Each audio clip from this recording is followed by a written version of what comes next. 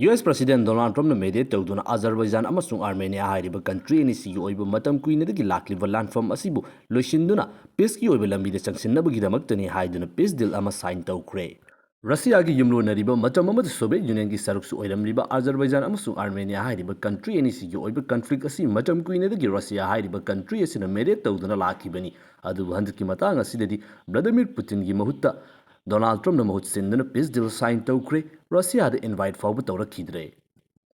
Russia Ukraine gi landform asi ceasefire poraknabagidamaktha honaringi tanja asida Azerbaijan amasung Armenia gi oina nawra lakliba khongthang asi Russia gi oiba Anouba challenge amadi oigidori. Russian President Vladimir Putin amasung US ke President Donald Trump ani UAE da unaraba matungda landform asigi matangda wari watai sanagani haibagi oiba meeting fix tawkibaga loinana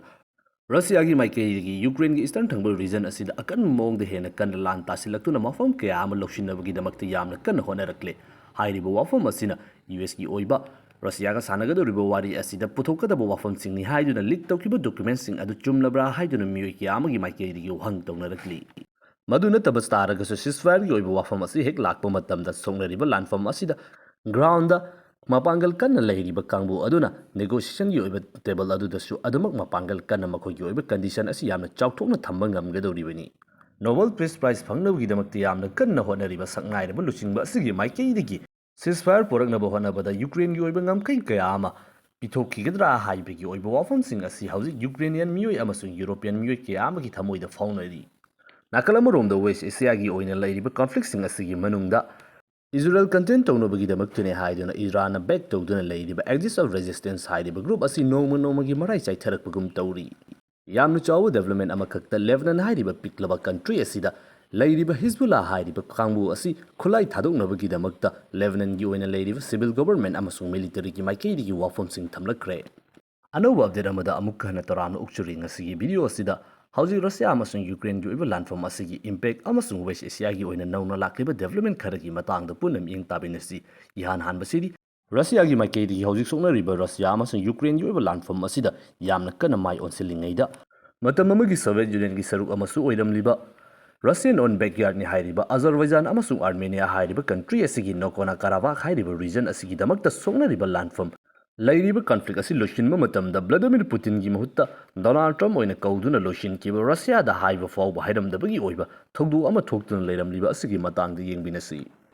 Armenia amasung Azerbaijan hairiba country ani sigi oiba ngamkhai gi oiba cheyetnabana maram oiduna thengnarakliba landform asi aduki matik yamna kuisilakle matam khara amuk lan thengna matam khara amuk tumina lei asumna tawduna nakal amana amuk lamsi loksinaduna adumak lan kana thengnaduna lakhibani Masigumlaba conflicting asi matam kuinedagi thorakliba asida masibu loshinba amasung nakal animaki oiba waroshin poraknabagidabak thonaba asi Russia hairiba country asida makogi ally amoina partner amoina Russia na adabak media tawduna makogi oiba forcing phawa thaduna haujuk fawba lakibani adubu Donald Trump ki maikeidagi haujuk ikang khangawdana country ni sigi oina leiriba chenaba asibu media tawduna loshin kiba maru oina country ni sigi maikeidagi Russia hairiba country asi choose tawbagi mahutta USA ga oina kusamnaduna US na mediate tawraba matungda makhoigi oiba ceasefire gi oiba wafam asi shine tawnakiba asida country ani sigi maikeidi gi matam amada Russia da leiramliba thajaba amasung Russia ga leiramliba relation adu kaitharaktuna USA hairiba country asidana hena thajare haibadugi oiba wafam adu make sengna uri matang asida ikhoina uba yaba wafam ama haiba taragadi Russia hairiba country sina mahaki yumlonaba amasung nakna chanabada leiriba mafamsing asida Western world maru oina US amasung NATO gi oiba forcing makogi oiba mari asi kaidawnungda naksin haningde maram adunabu Ukraine gi maikeidi gi NATO yawnaba honarakpagi damaktani Russia gi maikeidi gi landaduna ngasi fawba achouba lanjaw ama thoktuna ngasi fawba leirakliba asi maram aduna hauji asi Ukraine gi oiba landform asi se loisilaklabanina lakaduriba matam asida maru oina Azerbaijan hairiba country asina Russia bu challenge tawduna US ka yamna ka hena naksilakliba sina maram oiduna Ukraine sonariba landform asimak natragasu karigumba region asida conflict ama thorakadra haibagi oiba chingnaba adu miyoi kharagi maikeidagi yamna kanna thamnari masigumlaba yanadaba kharasing asi thorakpadagi mamangda Armenia amasung Azerbaijan gi yumthangnaduna leiriba Georgia hairiba country asiga Russia ga lan thengnaraba matungda atopa country singi maikeidagi recognize tawdaba taragasu Georgia hairiba country asidagi khaidoklaga South Ossetia amasung Abkhazia hairiba country anini haiduna Russia gi maikeidagi lauthoktuna leiribani hauji Ukraine dasu Ukraine gi oiba South Eastern thangba region Donbass gi oiba region asida country ani amasung Russia gi maikeidagi declare tawduna thamlibani. Hauzik Azerbaijan amasung Armenia hariba country ni sigi maikeidagi Russia gi mahutta US oina choose tawrakliba asida yamna kanna Russia bu phone singnariba Azerbaijan hariba country asigi nauna thangliba khongthang asida yamna maruoiba maram amaga haiba taragadi mamangi chehida Azerbaijan gi oiba passenger puba plane ama crash tawkiba adusu oiri. Azerbaijan lainga ki maikeidagi amasung expert kaya amagi maikeidagi kaikhiba plane asi Russia gi oina lairiba air defense system asi ki maikeidagi kapthakibani haibagi oiba accusation si adumak phongduktuna lakhibani. Russia gi maikeidagi su thawdo asigi matangda Ukraine gi maikeidagi yamna kanna chatharakliba drone attack adubu thengnanabagi damakta makhoigi oiba defense system sing asi active oiduna thamki maduna oiramba yai haiba wafam asidi phongdoklaga chapchana makhoina tawbani natragana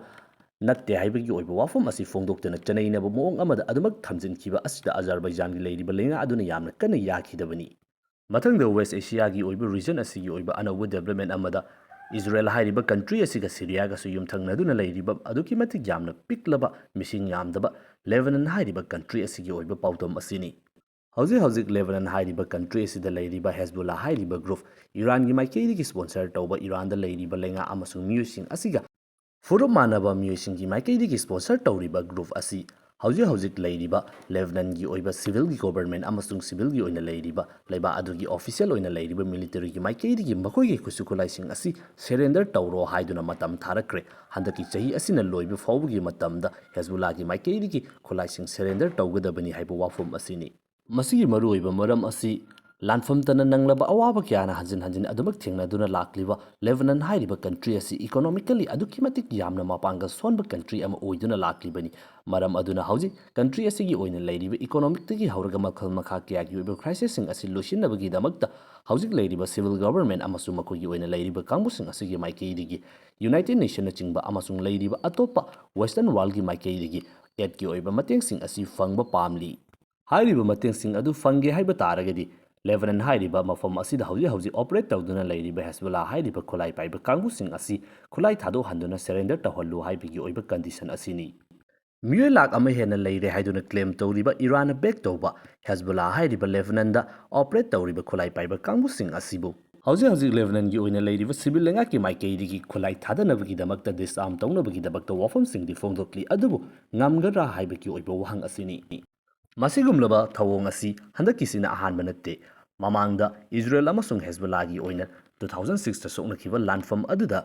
Arab ki country kaya singa punsinaduna soknakiba landfam aduna fawba yowba ngamdaba moong amada Hezbollah hairiba group asigi maikeidigi Israel ga handoknaba yadaba fibam amada lan thengnaraba matungda ceasefire deal sign tawnakibani hairiba ceasefire deal adu sign tawraba matungda United Nations da Hezbollah hariba group asi khulaising lauthokadabani haibagi oiba resolution ama pass tawkibani adubu matam aduda Hezbollah hariba group asi aduki matik yamna mapangal kanba matam adugi oina leiriba lenga amasung Lebanon gi oina leiriba lanmi adudagi makhoina hena power leibasina maram oidana ngasi fawba mai pakpa ngamdana lakhibani matam aduda Hezbollah hariba group asina mapangal aduki matik yamna kankibagi maram asi Iran gi maikeidagi directly support tawba amasung Lebanon hariba country asida leiriba siya furup ki oiba miyusing asigi oiba support asi aduki matik yamna yambadagini adubu handaki matang asidi mamanga yamna manadaba condition kaya ama leiri Iran basina 2023 dagi haurakhiba Israel amasung Hamas ki oiba landfam aduda Hamas ki damakta Palestinian singi damakta Hezbollah na thoktuna Israel da war declare tawraba matungda soknakiba landfam aduda Israel gi maikeidagi aduki matik yamlaba Hezbollah gi oiba structure khusukhulai kaya ama lepa lechana thugairkre Makoina chatharkiba attack sing adugi manungda Hezbollah gi oiba yamna chawba laibak thiba ama oina makoigi luchingba oiramba matam kuinadagi Hezbollah asibu mapangal kankathanbada khwaidagi yamna chawna role lawrakhiba Hassan Nasrallah hairiba makoigi oiba luchingba asi Israel gi maikeidagi hatkre ahumsuba yamna maru oiba point amaga haiba taragadi Iran hairiba country sigi maikeidagi Lebanon da leiriba Hezbollah hairiba group asigi damakta khusu khulaising asi Iran dagi poraktuna Syria hairiba country asida fawraba matungda Lebanon yaurakpani adubu mamangda Bashar al-Assad ki oiba lenga adu tukrabani na hauzik Israel gi maikeidagi Syria gi oina leiriba mafam ayamba asi makoina dominate tawduna leikre ngamkhaigi oiba khulai lakpa yaba lambi sing asi Israel na paisinduna leikrabani na khulai laknabagi oiba lambi asisu ayamba thingjinkrabani maram asina nei mamangda Syria hariba country asida matam kuinadagi leirakhiba Bashar al-Assad ki oiba lenga adu overthrow tawkhiba matamda atuba matamda Iran gi maikeidagi back tawduna leiriba axis of resistance asi nomagi mapangal sontharaglagani yamna chawba siteng fanglagani haiduna mamangdi video singda ikuna khanajakiba adu ꯍꯧꯖꯤꯛ ꯂꯩꯔꯛꯂꯤꯕ ꯍꯦꯖꯕꯣꯂꯥꯒꯤ ꯑꯣꯏꯕ ꯐꯤꯕꯝ ꯑꯁꯤꯗ ꯌꯨꯑꯦꯁꯀꯤ ꯃꯥꯏꯀꯩꯗꯒꯤ ꯐꯣꯡꯗꯣꯔꯛꯄꯒꯤ ꯃꯇꯨꯡꯏꯟꯅ ꯍꯧꯖꯤꯛ ꯂꯦꯕꯅꯟꯗ ꯂꯩꯔꯤꯕ ꯂꯩꯉꯥꯛꯀꯤ ꯃꯥꯏꯀꯩꯗꯒꯤ ꯍꯦꯖꯕꯣꯂꯥ ꯑꯁꯤꯕꯨ ꯈꯨꯠꯂꯥꯏ ꯊꯥꯗꯣꯛꯅꯕꯒꯤꯗꯃꯛꯇ ꯐꯣꯡꯗꯣꯔꯛꯂꯤꯕ ꯋꯥꯐꯝ ꯑꯁꯤ ꯃꯥꯏ ꯄꯥꯛꯀꯗ꯭ꯔꯥ ꯅꯠꯇ꯭ꯔꯒꯅ ꯄꯥꯛꯂꯣꯏꯗ꯭ꯔꯥ ꯍꯥꯏꯕꯁꯤ ꯌꯥꯝꯅ ꯆꯥꯎꯕ ꯋꯥꯍꯪ ꯑꯃ ꯑꯣꯏꯅ ꯑꯗꯨꯃꯛ ꯂꯩꯔꯤ